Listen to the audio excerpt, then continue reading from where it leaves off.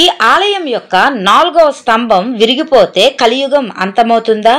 రామాయణం నిజంగా ఉంది అని చెప్పడానికి ఈ చిత్రం ఒక ఉదాహరణగా చెప్పుకోవచ్చు. రావణాసురుడి ఎదురుగా ఆంజనేయ స్వాముల వారు తన తోకతో దర్శనమిచ్చిన చిత్రాన్ని చూడవచ్చు. Hi friends, welcome to multimingle info SR fact. కనిపిస్తున్న ఆలయంలో రాజా హరిశ్చంద్రుడు పూజించబడ్డాడని నమ్ముతారు. ఇక్కడ తీసిన ఈ ఆలయం అయితే సత్యయుగం నాటిదని, సత్యయుగంలో రాజా హరిశ్చంద్రుడు పూజించబడ్డారని చెప్తుంటారు. ఇక్కడ ఈ ఆలయంలో 3 స్తంభాలు ఉన్నాయి కదా, ఈ 3 స్తంభాలు అయితే విరిగిపోయాయి. 4 స్తంభాలు ఉంటాయి. 4 స్తంభాల్లో 3 స్తంభాలు విరిగిపోయాయి. 3 స్తంభాలు 1 సత్యయుగానికి, 2 త్రేతాయుగానికి, 3 ద్వాపర యుగాలుగా చెప్పబడతాయి. ఈ 3 స్తంభాలు విరిగిపోయాయంటే 3 యుగాలు అంతమైపోయాయి. 4వ స్తంభం విరిగిపోయినప్పుడు ప్రపంచం అంతమవుతుందంట. ఈ ఆలయం అహ్మద్ నగర్లోని హరిశ్చంద్ర కోటలో ఉంది.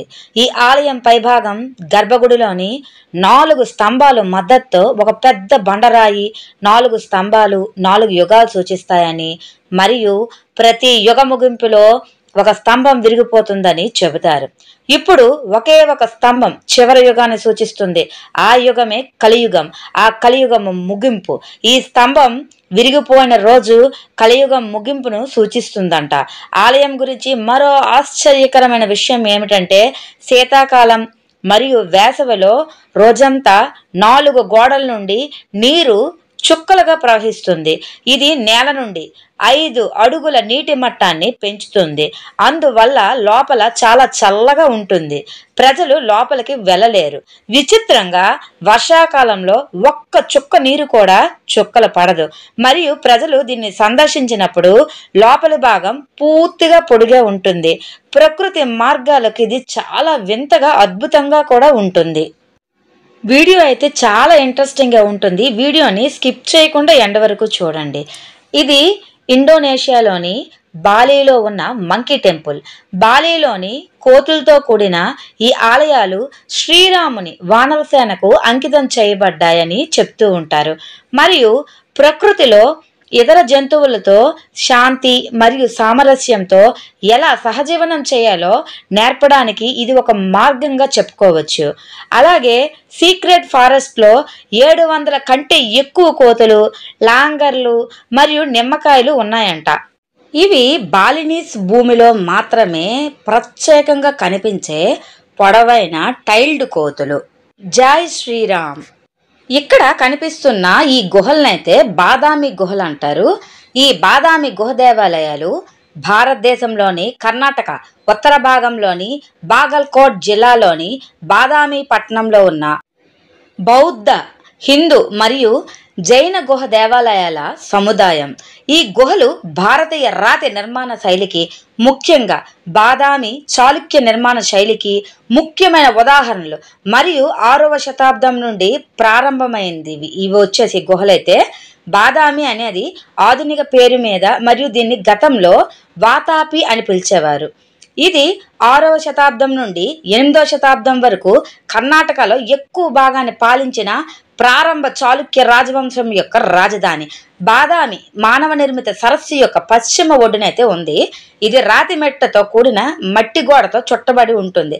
ఇది ఉత్తర మరియు దక్షిణాన చాళుక్య ప్రారంభంలో మరియు తరువాతి కాలంలో నిర్మించిన కోటలచే చుట్టబడి అయితే ఎక్కువగా ఉంటుంది. 6వ శతాబ్దం నుండే 3D ఆర్కిటెక్చర్తో ఈ పామును చూపించే శిల్పం అయితే, దీని విధానాన్ని అయితే మనం మెచ్చుకోకుండా ఉండలేము.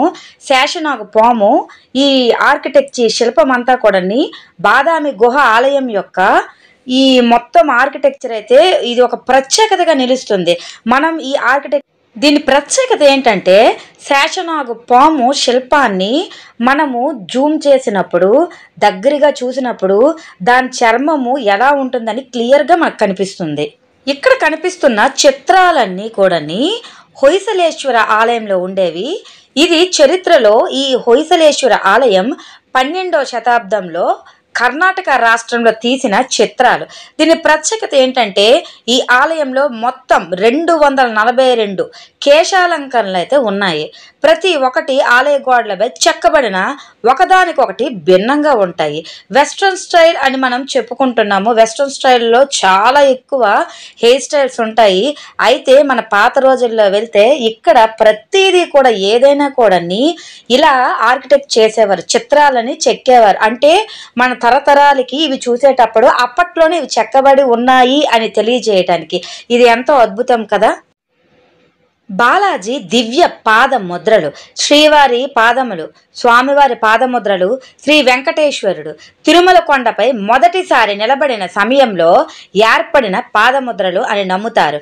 ఈ పాదముద్రలు ఆలయం నుండి దాదాపు 15 కిలోమీటర్లు అంటే 9.3 మైళ్ళు దూరంలో ఉన్న కొండ యొక్క ఎత్తైన ప్రదేశంలోనైతే ఉన్నాయి. ఇది పవిత్రమైన శ్రీ వెంకటేశ్వర స్వామి శ్రీహరి విష్ణువు పాదములను కలిగి ఉంటుందని భావిస్తున్నారు. అక్కడ ఆయన మొదట తిరుమల కొండపై నిలిచాడు. కొండపై ఒక ఆలయం కూడా ఉంది. పాదముద్రల పర్వతం పైన ఉన్నాయి. ఆ ఆలయం కొండపైన అయితే పాదముద్రలు అయితే ఉన్నాయి.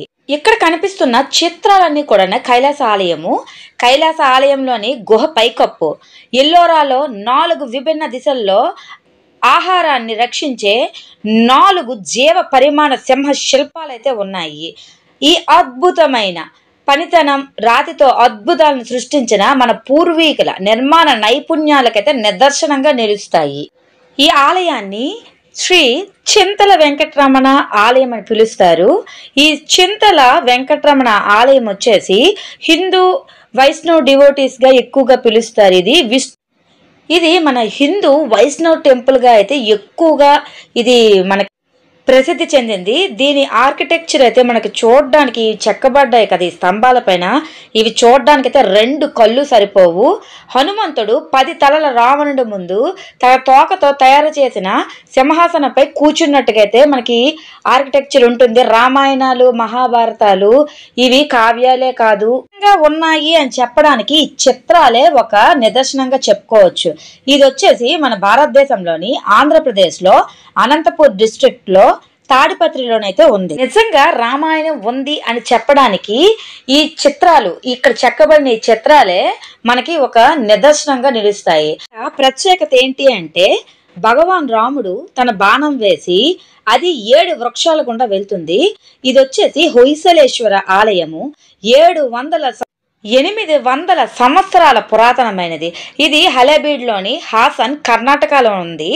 ఇంత ఉంది కదా. ఇది వచ్చి 4వ 7వ శతాబ్దానికి చెందిన ఉండవల్లి గుహలలో ఉన్న భారతీయ రాక్ కట్ వాస్తుశిల్పానికి ఒక ఏకశిల ఉదాహరణ.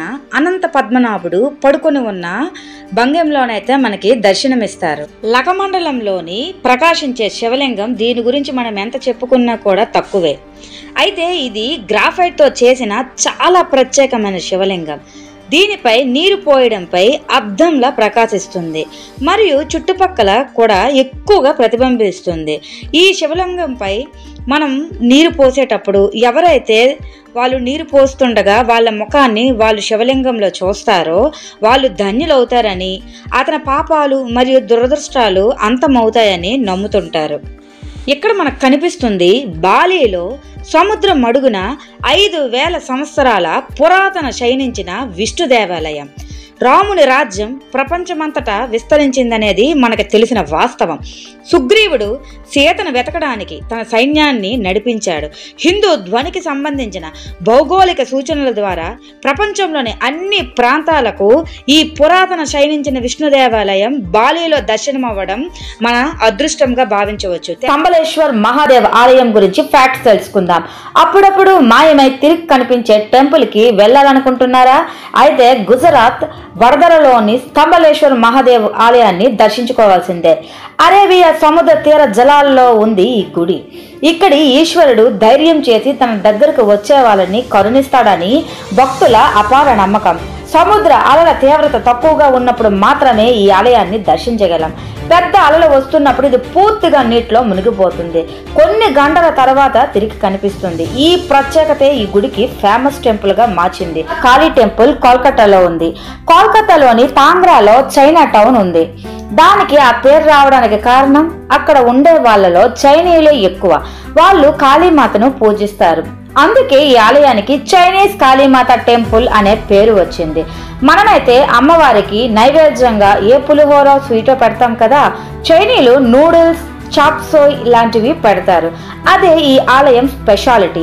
ఆ ఆలయం చుట్టుపక్కల అంతా చైనా ప్రజలే ఉంటారు, కానీ వారు ఆ ఆలయంలో భారతీయ సాంప్రదాయాలన్నీ పాటిస్తారు. చెప్పాలంటే వారు అటు చైనీయులా ఇటు భారతీయులా వ్యవహరిస్తారు. కాడు మల్లేశ్వర టెంపుల్ బెంగళూరులో ఉంది. బెంగళూరు కాడు మల్లేశ్వర స్వామి టెంపుల్ తనదైన ప్రత్యేకతతో ఆకట్టుకుంటుంది. 1997లో ఈ ఆలయ పునర్నిర్మాణ పనుల్లో భాగంగా తవ్వకాలు జరపగా ఓ నంది బయటపడింది. దాని నోటి నుంచి నీటి ప్రవాహం వస్తుండటం ఆశ్చర్యం కలిగించింది. మరింత తవ్వగా ఓ నీటి కొలను కూడా బయటపడింది. అప్పటి నుంచి ఆలయ రూపురేఖల్ని మార్చారు. నంది నోటి నుంచి వచ్చే నీరు శివలింగంపై పడి ప్రవహించేలా ఏర్పాట్లు చేశారు. అయితే నంది విగ్రహంలోకి నీరు ఎక్కడి నుంచి వస్తుందో తెలియదు. ఈ నీరే ఇక్కడున్న విషభావతి నదికి జీవజలమని నమ్ముతారు స్థానికులు. శ్రీరాముడు పుట్టిన తేదీ క్రీస్తు పూర్వం 5114వ సంవత్సరం జనవరి 10వ తేదీన మధ్యాహ్నం 12:05 అని ఇన్స్టిట్యూట్ ఆఫ్ సైంటిఫిక్ రీసెర్చ్ గణాంకాలతో నిర్ధారించింది. ఋగ్వేదం నుంచి రోబోల వరకు ప్రదర్శనల్లో ఇన్స్టిట్యూట్ ఆఫ్ సైంటిఫిక్ రీసెర్చ్ సంస్థ వెల్లడైతే చేసింది. ఆర్యులు కూడా భారతీయులే. హనుమంతుడు అశోకవనంలో సీతను కలిసిన రోజు 5076 BC సెప్టెంబర్ 12. పాండవులు జోదంలో ఓడింది BC 3153 సూర్యగ్రహణం నాడు. మహాభారత యుద్ధం 3139 BC అక్టోబర్ 13న ప్రారంభమైందని తెలుసా? రామాయణాలు, పౌరాణిక ఇతిహాసాలు కేవలం కల్పిత కావ్యాలు కావని అవి చారిత్రక గ్రంథాలని సంస్థ తెలిపింది. Thanks for watching.